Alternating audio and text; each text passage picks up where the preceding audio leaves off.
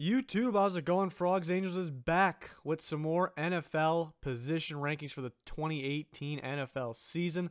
We did all the offense top 10s, so if you haven't seen that, go check it out. We're finally on to the defensive position rankings. Love doing these videos, love covering the NFL. We've been covering a lot of other sports, enjoy doing that, more to come, but the NFL, football is the best sport, in my opinion.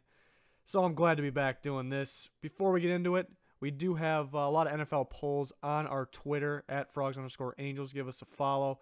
You guys are involved in these position rankings. I'll reveal who you guys voted for as the number one player at each of these position groups in the videos. So let's show it now. For the defensive tackles, which we're covering today, you guys voted for Fletcher Cox. He won by a good amount of votes, too. The Philadelphia Eagles defensive tackle, Super Bowl winning defensive tackle. Number one defensive tackle in the NFL, according to you guys. So we'll see if he lands number one on my rankings or Danny Provolone's. Not only do we have my top 10, we have our very own Danny Provolone's top 10 too. So you get a 2-for-1 special here. And right before we get into it, real quick, subscriber goal is 10K subscribers. So if you haven't clicked that button yet, please do so to help us out. But on to my number 10 defensive tackle in the NFL for the upcoming season. It's going to be DeForest Buckner of the San Francisco 49ers, maybe one of the more younger players on this list, so that's impressive. They really put together a good defensive line for the future there for the Niners. Maybe it starts to show this year more than ever, you'd hope so. But going forward, it looks legit. I think it wouldn't be surprising at all. Maybe you expect it by this time next year. He's much higher than 10 on this list. But it's a pretty good group here, let me tell you. Pretty good group of defensive tackles. It's going to be hard to pass some of these guys. Let's go on to number 9. It's Grady Jarrett, the Falcons defensive tackle. He's really coming along nicely. Maybe a surprise guy. I mean, we knew he was good coming out of Clemson, but maybe a little better than everyone expected. I think he really brings it all. I really like how he gets after the quarterback as a defensive tackle.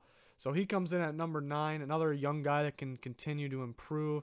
At number 8, it's going to be Ndamukong Suh, now on the Rams. Maybe people surprised by me having an 8. Maybe people expect a little higher.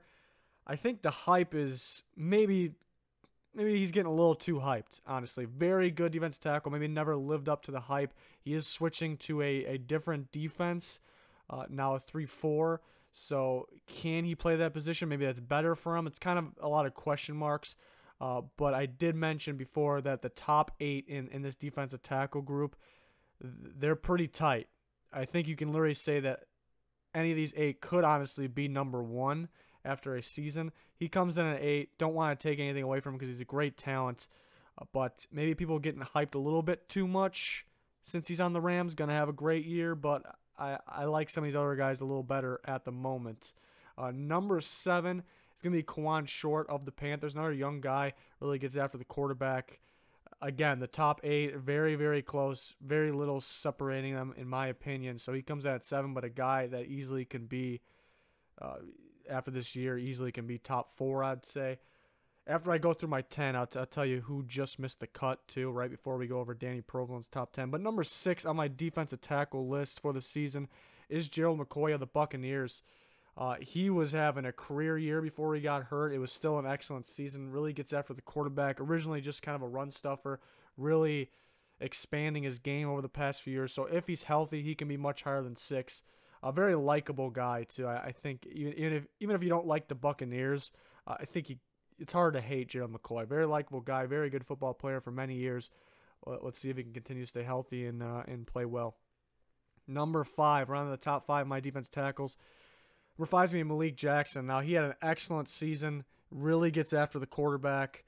Very impressive. And we've seen him just 2 seasons ago come from the Broncos playing a 3-4 DN position. So he had to, and I really thought he was truly a 3-4 defensive end. A lot of the guys you'll see in these rankings or the 3-4 defense end rankings could play either position. I thought he was more just a 3-4 end. He comes to Jacksonville. They go to a 4-3 D tackle, and just 2 years in, just dominant at the position. So very, very impressive.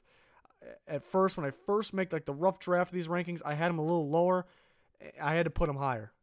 Very impressive, and he can honestly get better in that great defense, great coaching staff, and learning the 4-3 defense tackle position even more. It can be scary. So a guy to look out for, a guy that can be higher on this list. it shows how good this defensive tackle group really is. It's very, very good. Like I said, I had more guys I considered in the top 10. I'll cover those guys after we get past 1. Number 4 is going to be Damon Harrison of the Giants.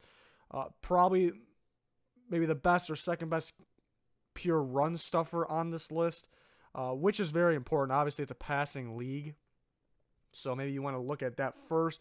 But it's an interior defensive lineman. It's a defensive tackle. If you can't stop the run, you don't belong. You don't belong maybe even starting. You don't belong as a solid defensive tackle in the NFL, and he stops the run at an elite level. Very impressive. Very impressive. You can see him play nose. You can see him play regular defensive tackle on a 4-3, either one. The Giants may run a 3-4, so I think we'll see him at nose. That's why he's on this list. He comes in at number 4. Number 3, the top 3.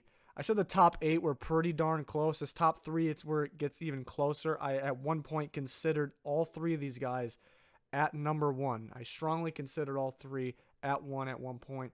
I have to split them up. Number 3 is going to be Linval Joseph of the Minnesota Vikings. Just a dominant force. Brings pressure to the quarterback. Doesn't miss tackles. Very, like I said, top 2 guys in the run game. Probably Linval Joseph and Damon Harrison. Just a freak of a guy, and for his size, the athleticism is very impressive. So he comes in at number 3. Maybe this splitting them up is there's a little bit that goes into it. I have to get to the other guys first, but age has something to do with it going forward. He's not older at all, but some of these other guys might have him on that. But number 1 and number 2, you guys chose Fletcher Cox as number 1. I chose him as number 2. Very tough. I believe he had 8 quarterback hits in the Super Bowl, and that kind of bumped him ahead of Linval Joseph, also still younger defensive tackle. So that's very impressive. If you look straight at his stats, you won't think number 2. I mean, I think you guys know this because you guys voted him number 1 if you voted, but it doesn't show by the stats. That's what the tough thing about defensive linemen or guys that get after the quarterback and stop the run. It's not really going to show all that much. He gets pressure to the quarterback hurries, quarterback hits. Again, I think it was 8 hits on Tom Brady in the Super Bowl. That's ridiculous. Absolutely ridiculous. So if you said 1, I'm not going to argue with them. But my number 1, who somehow in the voting, in the poll, didn't get a single vote as the number 1 defensive tackle in football, it's Geno Atkins to me. He does everything. I talked about some of these guys stop the run. Some of these guys get the sack. Some of these guys get the pressure on the quarterback, which may be more important to help his teammates. You put them all together. Some of these guys can put them all together, but Geno Atkins is the guy. He puts them all together, can stop the run, really gets after the quarterback, knows how to hit. He's got everything, I think. I think it's because he's on the Bengals, maybe not a great team. I think that's why people don't want to vote him number 1, but like I said, I considered all the top 3 guys at number 1, but really Geno Atkins, I had a feeling was going to be my number 1 guy. Very impressive. Let's see if he can continue to do it. See if the Bengals can step it up. And then, like I said, involved on Twitter where I'm always tweeting out the polls and stuff. And so this is what as I was making this, I ended up tweeting this, and I talked about how the top 8 guys you can't really split them up. They're pretty elite.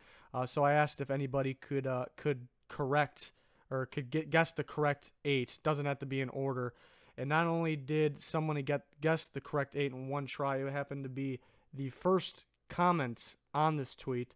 So very impressive. So shout out to Finn at FINN00197930. Got the 8. Very impressive. So maybe it was a little easier than I thought, but still very impressive. I'm going to go ahead and take a wild guess, say he's a Chargers fan, so we're going to go with that. Almost forgot the guys that I strongly considered for the defensive tackle top 10. I have 5 guys, actually. Kenny Clark, Packers. Sheldon Richardson of the Vikings. Timmy Jernigan of the Eagles. Don Terry Poe, now on the Panthers. And Sheldon Rankins of the Saints. I'm pretty high on Rankins as a potential guy, maybe coming out of college. I think obviously needs to step up to make the top 10, but I think it's a guy to look out for. Definitely a guy that can make the list. Same with those other guys. Jernigan's still young. Don Terry Poe, a new team. Sheldon Richardson, new team on the Vikings. Guys seem to step up on that defensive team, so maybe he does so. So we'll see if those guys make the cut. But we're on to Danny Provolone's rank. We're not done. We got Danny Provolone's top 10. Let's see how they compare to mine. We're going to go the 6 through 10. First 5 here. Gerald McCoy at 6, Quan Short at 7, Malik Jackson at 8, a little lower than I had him. DeForest Buckner at 9, Grady Jarrett at 10. So it looks somewhat similar to mine. I have all these guys in my rankings. I think he flipped DeForest Buckner and Grady Jarrett from my rankings, looks like. So nothing super surprising there. Now let's see his top 5. Looks like he's got Ndamukong Suh at 5, the Rams' new defensive tackle. Does he play the nose position? Damon Harrison comes in. So it looks like the same top 4, but he has Fletcher Cox and Geno Atkins flipped. Like I said, I can't really argue with that. Fletcher Cox, very impressive young defensive tackle. So he comes in at number 1 for Danny Provolone, just like you guys voted. So, yeah, again, I wouldn't really order or argue the order with that top 3. Even Damon Harrison, I mean, if you really believe D tackle's number 1 job is stop the run, which is a good argument, then he could be 1. But really those top 3, you can consider anyone 1. I just thought Geno Atkins really puts every part of the game together as a defensive tackle. I think if you ask him to play a 3-4 end position, I think he can do it. Like these other guys too. Very impressive. I think he can play a nose tackle position as well. He can do it all. I really think that's why I had him at 1. Fletcher Cox came out of nowhere. I mean, he was a good player, but really came out of nowhere. Elite, made himself elite. So is Geno Atkins underrated? Since I believe he got 0% of the votes in that poll. That's another debate. But that'll do it for the defensive tackle rankings. This is the first of the defensive position rankings. We already did offense. We still have to get the offensive line. I was going to do units. We'll do that at the end. So we're going to continue on. Defensive position rankings. It's not based off last year. I'd like to make sure you guys know that. Not based off last year. What they did last year does factor in, obviously, just a year later. But that'll do it. Thanks for everyone for subscribing to the channel. If you haven't subscribed already, please do so to help us out. Stay tuned for more. Goodbye.